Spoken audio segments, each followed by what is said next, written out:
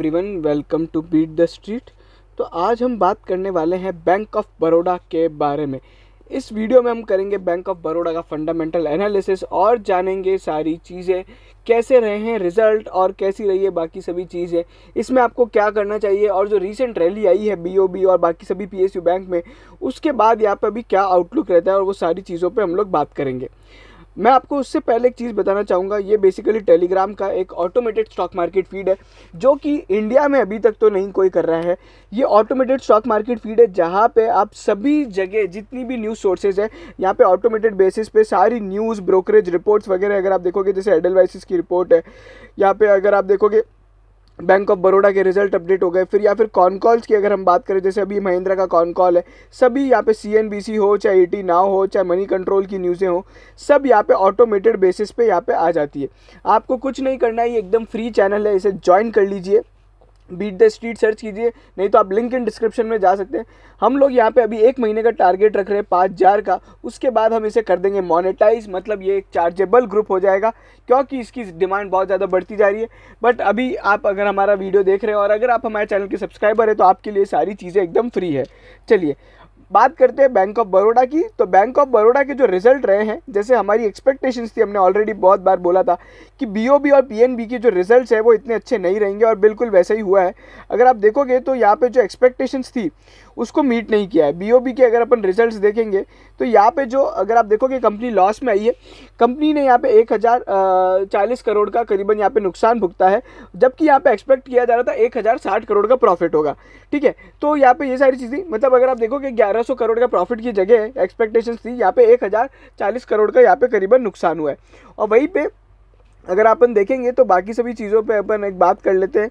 तो जैसे कि अभी आप ये वीडियो में देखोगे, ये बीओबी का यहाँ पे इन्वेस्टर प्रेजेंटेशन और वो सारी चीज़ें। इंटरेस्ट इनकम की अगर आप बात करो तो यहाँ पे घटी है, वहीं पे यहाँ पे इंटरेस्ट एक्सपेंस भी घट गए क्यू ऑन क्यू और वाई ओ वाई बेसिस पे। ओवरऑल अगर आप देखते हो नेट इंटरेस्ट इनकम यहाँ पे वाई ऑन वाई बेसिस पे बढ़ी है, but Q on Q basis पे घटी है। वहीं पे अगर आप देखिए ऑपरेटिंग प्रॉफिट बैंक का जो बेसिकली अगर आप देखोगे क्यू ओ क्यू और वाई ओ वाई बेसिस पे बढ़ा है। और उसके बाद अगर हम बात करें यहाँ पे नेट प्रॉफिट की, तो नेट प्रॉफिट में कंपनी नुकसान में रही है। पहले भी यहाँ पे कभी कंपनी, अगर आप पिछले क्वार्टर की बात करें तो यहाँ पे कंपनी प्रॉफिट में थी, पिछले साल और पिछले क्वार्टर दोनों में ही कंपनी प्रॉफिट में थी।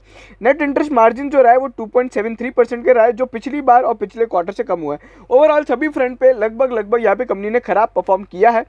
ठीक है, तो ये सारी चीज़ें हो रही है और जो मेरे को यहाँ पे एक्सपेक्टेशंस था बिल्कुल वैसा ही हुआ है। और यहीं पे जो एक मुख्य कारण है यहाँ पे अगर आप देखोगे रिजल्ट्स का यहाँ पे खराब होने का, तो अगर आप देखोगे प्रॉफिट बिफोर टैक्स जो था ना वो बिल्कुल लगभग है ना पिछली बार से ज़्यादा था। बट यहाँ पे कंपनी ने एक प्रोविजन बनाया 3700 करोड़ का। तो इसके पीछे क्या रीज़न है 3700 करोड़ के प्रोविजन पे? तो कंपनी ने अपना टैक्स स्ट्रक्चर बदला है। सरकार ने यहाँ पे कुछ नए टैक्स के कानून अप्लाई किए थे, जिसके कारण जो नया टैक्स स्कीम लेता है उसको यहाँ पे पुराने टैक्स स्कीम में कुछ क्रेडिट वगैरह पड़ा है, तो उसको यहाँ पे सबको यहाँ पे हटाना पड़ेगा अपनी बुक्स में से। तो वो जो क्रेडिट का बेनिफिट था वो बैंक को नहीं मिलेगा, तो इसलिए वो यहाँ पे बुक कर लिया गया। तो ये सारी चीज़ें हुई हैं। ओवरऑल आप फाइनेंशियल ईयर की परफॉर्मेंस देखो तो जहाँ पिछली बार कंपनी लॉस में थी, इस बार प्रॉफिट में आ गई है। और वहीं पे अगर आप देखोगे तो रेवेन्यू यहाँ पे अगर अपन देखेंगे, ऑपरेटिंग प्रॉफिट की बात करें तो वो भी बढ़ा है। इंटरेस्ट इनकम भी अगर आप देखते हो तो यहाँ पे नेट इंटरेस्ट इनकम बेसिस पे यहाँ पे कंपनी ने अच्छा परफॉर्म किया है। अच्छा, डोमेस्टिक डिपॉजिट्स की अगर आप बात करोगे तो यहाँ पे जो डिपॉजिट्स है वो यहाँ पे अगर आप देखते हो तो मेरे को जो यहाँ पे लग रहा है दिसंबर से यहाँ पे जो डिपॉजिट्स है वो बढ़ के दिख रही है। और कासा रेशो भी यहाँ पे बैंक का बढ़ा है। और वहीं पे अगर अपन देखिए जो कासा रेशो है वो यहाँ पे तो डिस्क्लोज नहीं किया गया, हम लोग देख लेंगे। अच्छा, ग्लोबल डिपॉजिट यहाँ पे बैंक की बढ़ी है, फिर वहीं पे डोमेस्टिक एडवांसेस भी बढ़े। ओवरऑल यहाँ पे सारी चीज़ें यहाँ पे अगर आप देखोगे तो बेसिकली बढ़ती हुई दिखाई दी है। उसमें से सबसे ज़्यादा जो बैंक ने काम किया है वो रिटेल पोर्टफोलियो पे किया है, बेसिकली जो अपने जैसों को जो घर पे इंडिविजुअल्स को लोन दिया जाता है वो सारी चीज़ें। कैपिटल रिस्क एडिक्वेसी रेशो जो बहुत इंपॉर्टेंट क्राइटेरिया होता है वो भी बढ़ा है। और वो उसके बाद अगर आप ग्रॉस एनपीए देखते हो तो यहाँ पे जो ग्रॉस एनपीए है वो 8.87 है। अब यहाँ पे ये जो इससे आप कंपेयर नहीं कर सकते क्योंकि परफॉर्मा बेसिस पे नहीं है, अपन इसके बारे में यहाँ पे इसको परफॉर्मा बेसिस पे यहाँ पे कंपेयर करेंगे। अच्छा, परफॉर्मा बेसिस मतलब क्या होता है? देखिए 31 दिसंबर तक एनपीए की है ना डिक्लेरेशन पे रोक लगा रखी थी सुप्रीम कोर्ट ने। तो यहाँ पे ये एनपीएस एज पर मतलब सुप्रीम कोर्ट के डिसीजन के हिसाब से तो यहाँ पे एनपीएस कम थे। ठीक है, अगर यहाँ पे सुप्रीम कोर्ट का डिसीजन नहीं होता, यहाँ पे रोक नहीं होती एनपीए घोषित करने पे, तो कितना एनपीए हो जाता है उससे कंपेयर करेंगे। तो तब अपने को पता पड़ेगा कि एनपीए रेशो यहाँ पे कम हुआ है, ठीक है। वहीं पे प्रोविजन कवरेज रेशो जो है वो पिछली बार से कम हुआ है, जो कि एक खराब बात है। 81% का प्रोविजन कवरेज रेशो रह गया। स्लिपेज रेशो की बात करें 2.71 रहा है। स्लिपेज रेशो का मतलब होता है टोटल जो बैंक की लोन बुक है उसमें से कितने नए लोन्स यहाँ पे एनपीए में चले गए। अगर हम बात करें तो यहाँ पे 1% से भी कम का अगर आप देखोगे ना तो यहाँ पे एसबीआई का लोन बुक है, ठीक है, एसबीआई का स्लिपेज रेशो है। वहीं पे क्रेडिट कॉस्ट यहाँ पे 1.68% रही है। जो ये सारी चीज़ें हैं ओवरऑल मैंने आपको हाइलाइट्स बता दिए। अच्छा, अब यहाँ पे अगर अपन देखेंगे तो बाकी सभी अगर आप देखोगे कासा रेशो की अगर आप बात करते हो तो 42% रहा है। Domestic advances NII global NIM के बारे में बात कर चुके हैं। नॉन इंटरेस्ट इनकम यहाँ पे बढ़ी है 70% से, जो कि मतलब अब इससे यह पता पड़ता है कि कंपनी अपने ऑपरेशनल इनकम से कम और नॉन ऑपरेशनल इनकम से ज़्यादा कमा रही है और वो सारी चीज़ें। वहीं पर अगर आप देखोगे तो यहाँ पे पीसीआर के अंदर कंपनी बोल रही है 2 टाइम्स इंक्रीज टू पता नहीं क्या लिखा है, क्या पता नहीं क्या बोलना चाह रहे। कुल मिला के पीसीआर की तो मैंने बात करी थी पिछली बार से कम हुआ है। और वहीं पे अगर आप देखोगे तो यहाँ पे कंपनी ने साफ साफ डिस्क्लोज किया है टैक्स रिजाइम का अगर अपन यहाँ पे इम्पैक्ट हटा दे तो बैंक यहाँ पे कम से कम जो रिपोर्ट करती प्रॉफिट वो 2260 करोड़ का करती, और वहीं पे अगर आप देखोगे और यहाँ पे 4000 करोड़ का करती। मतलब अगर ये यहाँ पे नहीं होता ना तो बैंक अपने जो मार्केट के एस्टिमेट्स है उसको बीट कर देती, ठीक है। तो वो सारी चीज़ें हैं। अगर आप देखोगे तो यहाँ पे अपन एनपीए रेशोज़ की भी बात कर लेते, जो कि आप लोगों को जानना रहेगा। तो एनपीए रेशोज़ की भी बात कर लेते। बाकी कैश फ्लोज वगैरह ठीक है यहाँ पे बैंक का, वो तो ठीक ही है।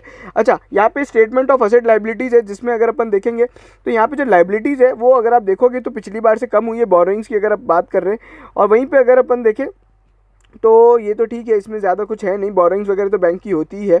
अच्छा, यहाँ पे अगर आपको और थोड़ी बहुत चीज़ें समझनी है अकाउंटिंग वाली तो वो मैं आपको एकदम एंड में समझाऊंगा। और ओवरऑल यहाँ पे अगर अपन देखते हैं, अच्छा मैं आपको पहले ना उसके बेसिस पे भी बता देता हूँ कि कंसोलिडेटेड बेसिस पे बैंक की परफॉर्मेंस कितनी रही है। अभी तक अपन ने जो देखा है वो यहाँ पे अपन ने ओवरऑल जो परफॉर्मेंस स्टैंड अलोन बेसिस पे देखी है। अपन यहाँ पे एक बार कंसोलिडेटेड बेसिस पे देखेंगे। अच्छा, तो कंसोलिडेटेड बेसिस पे जो परफॉर्मेंस रही है वो अगर आप देखोगे इस क्वार्टर के अंदर यहाँ पे कंपनी ने लॉस पुट ऑन किया है, जो कि करीबन 740 करोड़ का है, जो पिछली बार से और पिछले साल से खराब रही है। ओवरऑल जो इस बैंक की टोटल इनकम रही है वो पिछली बार और पिछले साल से बढ़ के दिखाई दी है। तो ये था यहाँ पे अपना कंसोलिडेटेड बेसिस पे यहाँ पे रिजल्ट्स। और वहीं पे ये बैंक के आप चिट्टा बिट्टा देख सकते हो, रिटेल बैंकिंग, ट्रेजरी ऑपरेशंस और जो सभी होते हैं। और यहाँ पे जो मेरे को एक बताना है वो यहाँ पे कंपनी ने यहाँ पे अभी भी यहाँ पे 5,000 करोड़ की यहाँ पे फंडिंग अनाउंस करी है, ठीक है ना। और अभी यहाँ पे कंपनी ने इससे थोड़े टाइम पहले अगर आप देखोगे तो थोड़ा बहुत पैसा और उठाया था, लगभग 4,500 करोड़ का। और लास्ट जो पैसा उठाया था QIP के बेसिस पे 81 रुपीज़ पे उठाया था। और अभी भी यहाँ पे कंपनी ने बोला है 5,000 करोड़ की हम लोग फंडिंग अप्रूव कर रहे हैं। तो वो सारी चीज़ें हैं। अच्छा, यहाँ पे अगर आप देखोगे तो परफॉर्मा बेसिस पे एनपीए में आपको बता देता हूँ कितना था।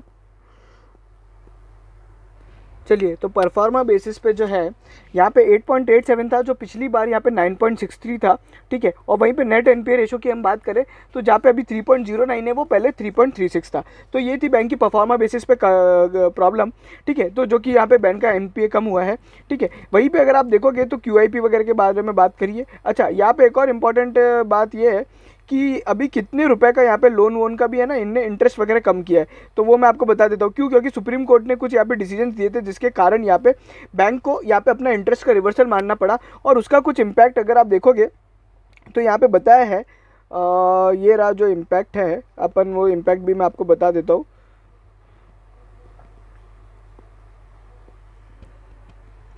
तो 505 करोड़ का एक इम्पैक्ट है जिसके कारण यहाँ पे बैंक ने वो इंटरेस्ट इनकम रिड्यूस करा है। और फिर वही जो अकाउंट्स एनपीए डिस्क्लोज हो गए हैं उस पर 369 करोड़ का इंटरेस्ट था तो उसको भी कम किया। तो इंटरेस्ट इनकम यहाँ पे कम होने का एक और रीज़न है। और उसी के अलावा अगर आप देखना चाहते हो कि कितने बैंक लोगों ने यहाँ पे, अगर आप देखोगे कि वो रीस्ट्रक्चरिंग को यहाँ पे लिया है, तो वहीं पर अगर आप देखोगे नंबर ऑफ अकाउंट्स है 7,800 और टोटल यहाँ पे एक्सपोजर है वो करीबन है 3700 करोड़ का। तो लगभग इतना एक्सपोजर यहाँ पे रीस्ट्रक्चरिंग वाला है। अब अपन यहाँ पे डिस्कस करेंगे बैंक की यहाँ पे इन्वेस्टर प्रेजेंट। चलिए, तो अब यहाँ पे आपको बहुत मज़ा आएगा। जैसे कासा रेशो में ग्रोथ देखने मिली, नॉन इंटरेस्ट इनकम बैंक का बड़ा है, जीएनपीए रेशो अगर आप देखोगे वो कम होता हुआ दिखाई दिया, पीसीआर यहाँ पे बैंक का बढ़ गया है। ये सारी चीज़ें यहाँ पे YOY बेसिस पे कंपेयर की जा रही है। और वहीं पे अगर आप टोटल डिपॉजिट देखोगे तो उसके अंदर एक अच्छी खासी ग्रोथ है 2.22% की। और वो सारी चीज़ें अपन ने ऑलरेडी यहाँ पे सब डिस्कस की है।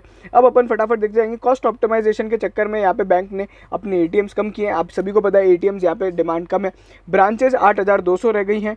और उसी के अलावा DTA इम्पैक्ट जो मैंने आपको समझाया था कि अगर वो नहीं होता तो बैंक यहाँ पे प्रॉफिट में होती, जिसका यहाँ पे 2270 करोड़ का प्रॉफिट होता है और 4000 करोड़ का ओवरऑल प्रॉफिट होता।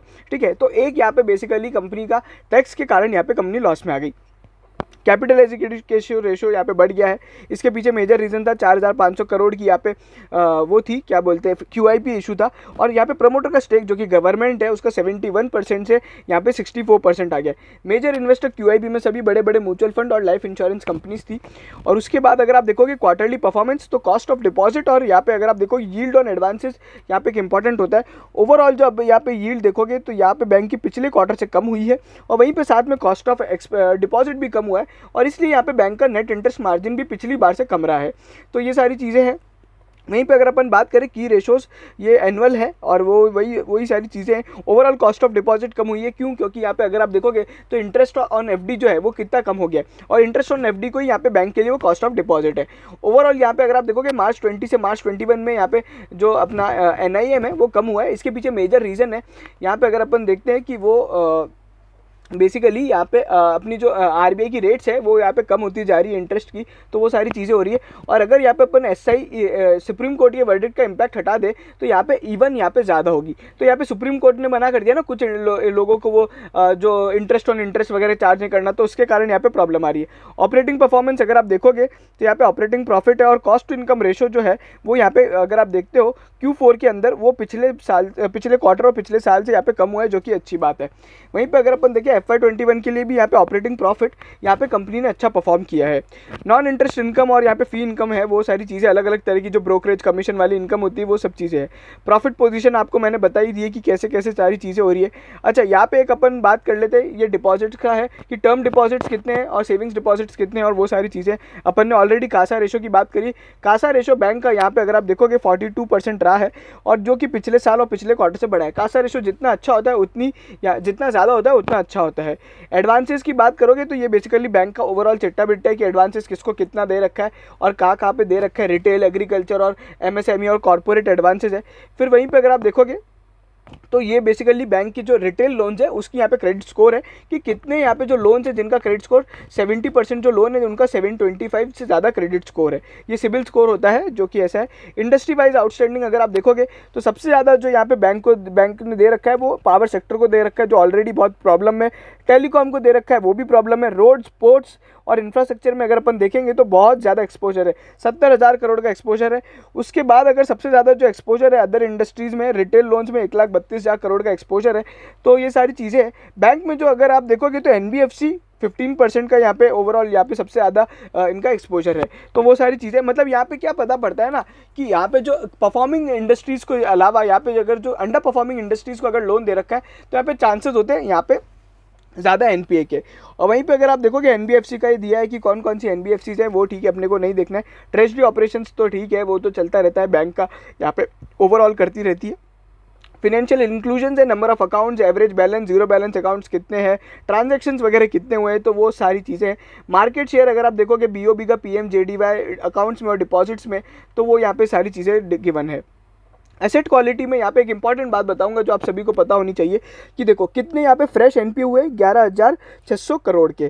ठीक है, उसके अलावा कितने यहाँ पे बैंक को यहाँ पे राइट ऑफ करना पड़ा 5,700 करोड़ का। अच्छा, राइट ऑफ का मतलब क्या होता है, ये पैसा तो कभी रिकवर होगा ही नहीं, इसलिए राइट ऑफ कर दिया, बुक से हटा दिया गया है। ठीक है, और 11,600 करोड़ के यहाँ पे फ्रेश NPA वगैरह घोषित किए गए हैं। तो ये सारी चीज़ें ओवरऑल यहाँ पे NPA का बैलेंस पिछले क्वार्टर से यहाँ पे बढ़ गया है। ठीक है, तो वो सारी चीज़ें। बट यहाँ पे नेट NPA की अगर हम बात करें तो वो भी यहाँ पे पिछले क्वार्टर से बढ़ा है। अब इसके पीछे मेजर रीज़न क्या है, क्योंकि ये परफॉर्मा बेसिस पे नहीं है, इसलिए यहाँ पे ओवरऑल यहाँ पे कंपनी ने डिस्क्लोज किया कि परफॉर्मेंस स्लिपेजेस के कारण यहाँ पे ये सारी चीज़ें हो रही है। ठीक है, बाकी अगर आप देखोगे पूरे साल के लिए अगर आप कंपेयर करते हो तो यहाँ पे बैंक का NPA यहाँ पे कम हुआ है और वहीं पर अगर आप देखोगे नेट NPA यहाँ पे थोड़ा बहुत बढ़ा है। तो वो सारी चीज़ें। बाकी यहाँ पे देखो कंपेरेटिवली पूरे साल के लिए परफॉर्मेंस अच्छी रही है। फ्लैश स्लिपेजेस जैसे मैंने बताया था कि यहाँ पे 11,400 करोड़ के, अभी अगर आप देखोगे Q4 FY21 में जो 10,000 के करीबन 11,700 करोड़ के हुए थे ना, वो ये यहाँ पे कंपनी ने डिस्क्लोज किया है। MSME का यहाँ पे बताया कि कॉर्पोरेट से सबसे ज़्यादा MSME होते हैं, NPA होते हैं। तो वो सारी चीज़ें हैं। बाकी एक्सपोजर टू एनसीएलटी अकाउंट्स है, जो ऐसे लोन्स जो एनसीएलटी में जा चुके हैं, वो सारी चीज़ें हैं। टोटल यहाँ पे अगर आप देखोगे 48,000 करोड़ के लोन्स है जो यहाँ पे एनसीएलटी में जा चुके हैं। टोटल इनके एनपीएस जो अगर आप देखोगे 66,000 करोड़ के, उसमें से यहाँ पे 48,000 करोड़ के जा चुके हैं। ये जाने वाले वो होते हैं जिनका यहाँ पे रिजोल्यूशन जल्दी होगा, और इन पे यहाँ पे जो प्रोविजन है वो भी बहुत ज़्यादा बनाना पड़ता है। तो ये अगर आप देखोगे 93% यहाँ पे प्रोविजन खड़ा कर रखा है। अगर अपन बात करें प्रोविजन कवरेज रेशो की, इस बैंक का 80% है, एचडीएफसी का करीबन 100% से भी ज़्यादा, 120% कुछ है। ठीक है, तो वो सारी चीज़ें हैं। और वहीं पे अगर आप देखोगे एनसीएलटी अकाउंट्स में यहाँ पे टोटल रिडक्शन देखने को मिला है, जो कि एक अच्छी बात है ओवरऑल, मतलब ये सारी चीज़ें होती है। और बाकी कैपिटल एडिक्वेसी रेशो के बारे में बात करी थी, वो इंप्रूव होता गया है बिकॉज ऑफ यहाँ पे फंड रेजिंग से ये सब चीज़ें हुई है। फिर बैंक ने बहुत सारे डिजिटल वो सारी चीज़ें की है, जिसके अंदर सभी को डबल डिजिट ट्रिपल डिजिट की ग्रोथ है, ये वो सारी चीज़ें हैं। अच्छा, इनकी कुछ सब्सिडरीज है, एक तो लाइफ इंश्योरेंस वाली है, और वहीं पे ग्लोबल शेड सर्विसेज है, इंफ्रा डेप्ट है, बीओबी कैपिटल मार्केट है, ये एक बहुत ही अच्छी कंपनी है। उसी के अलावा यहाँ पे एक असेट मैनेजमेंट कंपनी जो म्यूचुअल फंड चलाती है, फाइनेंशियल सॉल्यूशंस जो बाकी दूसरे काम करती है। तो ये सारी चीज़ें हैं, और सभी की आप यहाँ पे परफॉर्मेंस वगैरह देख सकते हो, बट हार्डली अपने को इतना मैटर नहीं करता है। तो ये सारी चीज़ें हैं, ओवरऑल मैंने आपको बताया कि कैसे कैसे परफॉर्मेंस है। अच्छा, अब यहाँ पे मैं आपको बता देता हूँ कि इसमें आपको क्या करना चाहिए और वैल्यूएशन फ्रंट पे क्या बैंक कितना परफॉर्म कर रहा है। चलिए, तो यहाँ पे प्राइस टू बुक रेशो की अगर हम बात करें, तो जब आप यहाँ पे मार्केट कैपिटलाइजेशन को यहाँ पे डिवाइड करोगे इसकी टोटल नेटवर्थ से, जो कि करीबन 82,000 करोड़ है, तो लगभग आपका मार्केट कैपिटल बैठेगा यहाँ पे 0.5 का। अगर 1 से कम है मतलब ये अंडर वैल्यूड है। मतलब बैंक की जो असेट्स की वर्थ है, असेट को अगर अपन डिवाइड कर दे टोटल उससे, तो यहाँ पे जो रेशो आएगा वो करीबन है ना, वो पर असेट जो वैल्यू आएगी ना, बुक वैल्यू पर शेयर, वो यहाँ पे करीबन 160 आएगी। ये वाला मैं क्यों नहीं यूज़ कर रहा हूँ प्राइस टू बुक रेशो और ये सब, क्योंकि ये थोड़ा पुराना है, मतलब पिछले साल का अपडेटेड है। अच्छा, यहाँ पे पी की बात करें, 83 रुपीज़ इसका शेयर प्राइस चल रहा है। और जब आप 83 को अगर यहाँ पे इस बार की ईपीएस जो कि अपना 3.32 है उससे डिवाइड करते हो, तो यहाँ पे करीबन 25 का पी आता है। ठीक है, तो ये सारी चीज़ें हैं। अब यहाँ पे आप इसको किससे कंपेयर कर सकते हो, तो आप पीएनबी से कंपेयर करोगे, तो पीएनबी का जो अगर आप देखोगे पी रेशो 44 का है, एसबीआई का जो पी रेशो है वो 17 का है। और वहीं पे अगर अपन देखें प्राइस टू बुक रेशो, तो यहाँ पे प्राइस टू बुक रेशो भी अगर आप देखते हो तो यहाँ पे इसका तो एसबीआई का तो ज़्यादा है ही, बट यहाँ पे पीएनबी का यहाँ पे अगर आप देखते हो तो यहाँ पे कम है। तो यहाँ पे ये सारी चीज़ें हैं। तो मतलब पीएनबी और यहाँ पे बीओबी में अगर अपन वैल्यूएशंस के टर्म में देखें तो दोनों लगभग बराबर है। थोड़ा यहाँ पे अगर आप देखोगे पीएनबी का वैल्यूएशन ज़्यादा है। ठीक है, तो ये सारी चीज़ें थी। अब यहाँ पे थोड़ा टेक्निकल देख लेते हैं, फिर मैं आपको बता देता हूँ आपको क्या करना चाहिए। तो अगर आप रेजिस्टेंस की बात करो तो ऊपर में जो अभी पहला रेजिस्टेंस है 84 का है, और यहाँ पे जो रेजिस्टेंस है वो 99 का है। वहीं पे सपोर्ट की बात करें तो 60 का है। अब यहाँ पे अपन चार्ट देखते हैं, चार्ट में क्या दिख रहा है अपन वो भी जान लेते हैं। तो यहाँ पे अभी क्या है, देखो कि रिजल्ट्स के चलते तो यहाँ पे ओवरऑल है ना ये अच्छे नहीं है।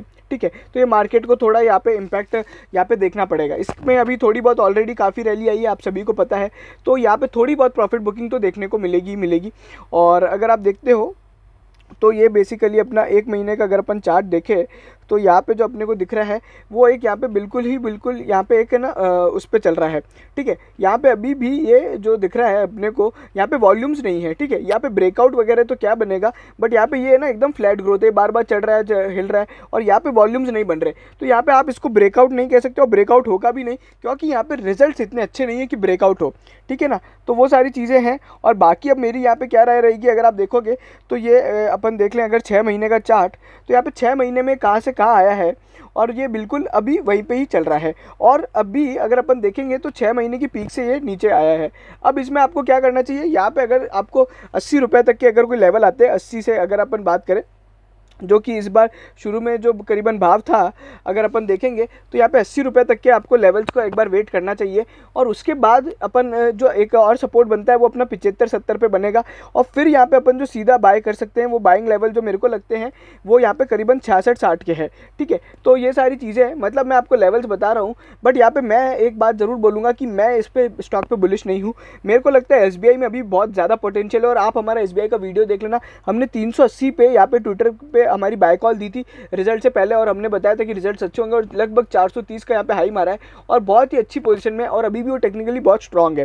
ठीक है, तो यहाँ पे किसी को अगर बाय करना है और यहाँ पे क्या करना चाहिए, तो मैं आपको बोलूँगा आप 88-85 का अगर यहाँ पे भाव आता है तो यहाँ पे एक बार निकल जाइए। उसके बाद एक बार जो बाइंग करने के लिए जो जोन है 70 से 75 वाला जोन एक अच्छा है, और फिर यहाँ पे सीधा 60-65 का जो जोन है वो ही अच्छा है। और ओवरऑल मेरे को लगता है कि ये बैंक में इतना कुछ है नहीं दम, ठीक है। मतलब आप एसबीआई से कंपेयर करोगे तो नहीं है इतना दम पीएनबी और एसबीआई में, और इसमें ऑलरेडी इतनी रैली आ चुकी है, ठीक है। तो वो सारी चीज़ें गवर्नमेंट के सपोर्ट वगैरह के कारण आ रही है, मेरे को पता है, बट फिर भी मैं एसबीआई पे ज़्यादा बुलिश हूँ। और एसबीआई अगर आप देखोगे तो पिछले एक साल में पिछले एक महीने में एसबीआई ने इतना परफॉर्म नहीं किया, वो अभी केवल 10% भागा है, और ये अगर आप देखोगे तो काफ़ी ज़्यादा भाग गए। तो एसबीआई में बहुत ज़्यादा पोटेंशियल है एज़ कम्पेयर टू यहाँ पे बाकी सभी बैंक से, और उसकी जो परफॉर्मेंस भी है ना वो प्राइवेट बैंक जैसी है। तो ये सारी चीज़ें थी, ये मेरा पूरा एनालिसिस था। अगर आपको पसंद आया तो प्लीज़ शेयर कीजिए बीओबी के सभी शेयर होल्डर्स के साथ, सब्सक्राइब जरूर कीजिएगा हमारे चैनल को, टेलीग्राम पे फॉलो कीजिए स्टॉक मार्केट की न्यूज़ के लिए, ट्विटर पे फॉलो करें टिप्स के लिए, और किसी भी स्टॉक में अगर आपको क्वेरी है तो आप हमें व्हाट्सएप करें। ये बिल्कुल फ्री सेवा है जो हमारे सभी सब्सक्राइबर के लिए है, तो आप प्लीज़ हमें इस फ्री सेवा का अगर पार्ट बनना चाहते हैं तो प्लीज़ हमें फॉलो कर लें सभी प्लेटफॉर्म्स पे। Thank you so much.